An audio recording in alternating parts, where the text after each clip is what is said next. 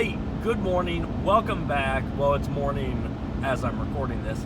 Welcome back to the Weekend Trucking YouTube channel. So, I was having a conversation with a friend. This was when I first got into it, actually. And we were talking about, what's a good day's worth of driving. And he drives a semi for a large company and has a lot of regulations from what I gather.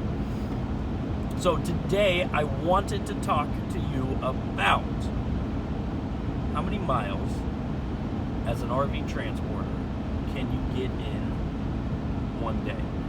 What's a great day of driving. So let's dive in.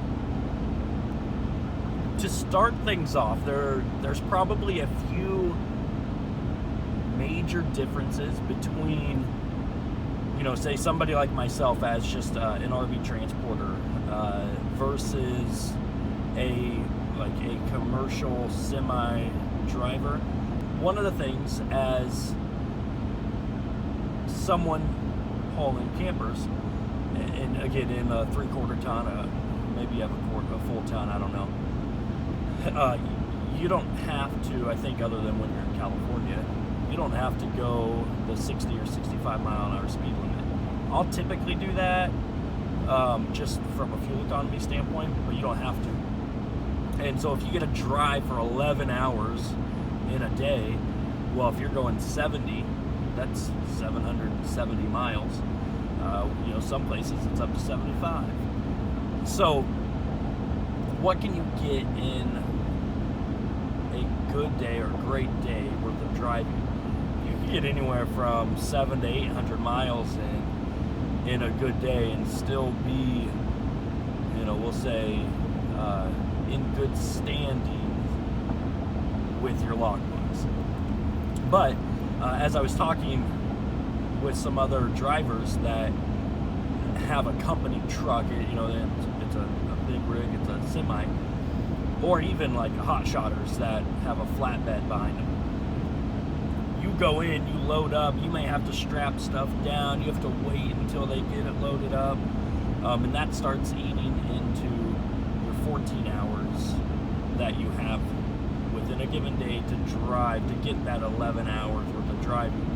Well then, as I was talking with more people, if you have multiple partial loads, or like the friend that drives for a larger company, he may make multiple stops to unload pallets throughout a given day. Well, that's eating up his time.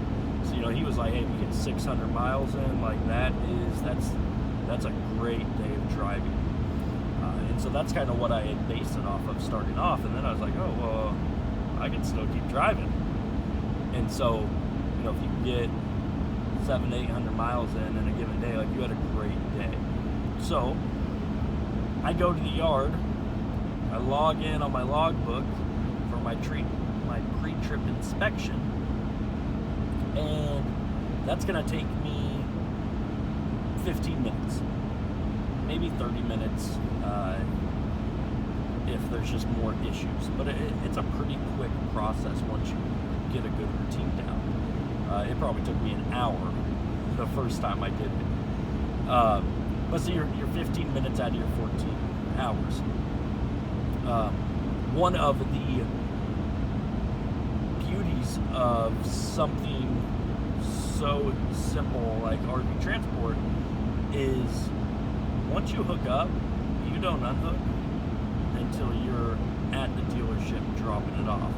So when your pre-trip inspection is done and you're on the road, you're just driving, and you have to take a mandatory 30-minute break, and then you have your 10 hours off after you've maxed out your 11 or 14, whichever comes first. But you're driving. You don't have to worry about finding new loads, this or that. So how many miles can you get in a great day's driving?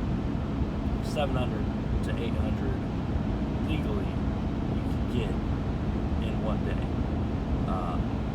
So that's pretty awesome because you can cover a lot of ground. Now, things that factor into it, and you know, when you have a trailer hooked up or a camper behind you, it's a little more. It takes a little more mental capacity. Like you tax yourself a little more. You're a little more kind of engaged, a little more focused because you're hauling something, and it's pushing and pulling you a little depending on how the weather is. So you may be able to get 700 to 800 miles in a given day, but if you're not feeling the greatest, if you're getting sleepy, you're tired, then those are reasons why you would not want to just keep driving for the sake of getting that 700 to 800 miles in, because the last thing you want to do is get into a wreck.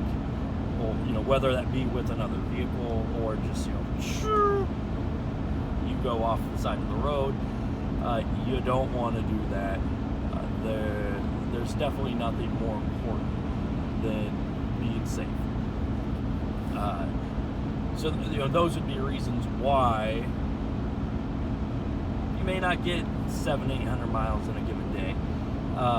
And then another thing, first-hand experience, is the fuel side of things.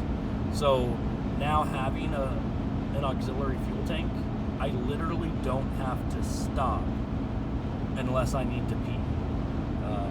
And at that, then you find pullover rest stations so that you can just pull right in, go pee, get right back out, just super quick.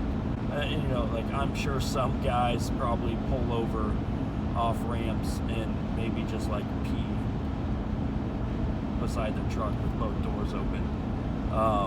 Some guys do what they got to do to just keep trucking. But it is what it is. But a great example of just listening to yourself and how you're feeling is, for whatever reason, I just wasn't feeling it driving wise. I was just getting a little antsy, like I just need to get out of the truck.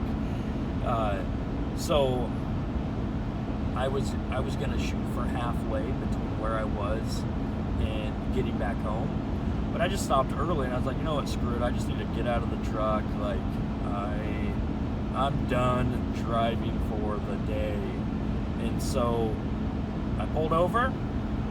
I got out. I stayed at a TA, so still slept in the old luxurious hotel that I have right back here. But I was just done. I just needed to get out and stretch, and I was just tired of driving, so I stopped. And I think there's something to be said for listening to where you're at, being smart, and not pushing it when the risk of something bad happening will increase significantly. So that's all I got for you. There's just some advantages too, and even on the hot shot side of things, other than if you're doing partial loads and this and that, you got to get out. You have more coordinating with the people you're working with in terms of loading and unloading. Like it's eating up your time. So if you're getting into this and you're wondering what can you do in a given day, if you're feeling great, by the books, you can get, if it was 70 miles an hour for 11 hours, you'll get 770 miles. So you get 700 to 800 miles in a given day. The caveat to that is it's only if you're not worried about your fuel economy. So that would be something that plays a role in the speed that you're going. But that's all I got for you. Make sure do all that YouTube stuff if you're digging the video. So I don't know, you can like a video on YouTube, subscribe, notify, whatever, do all that stuff.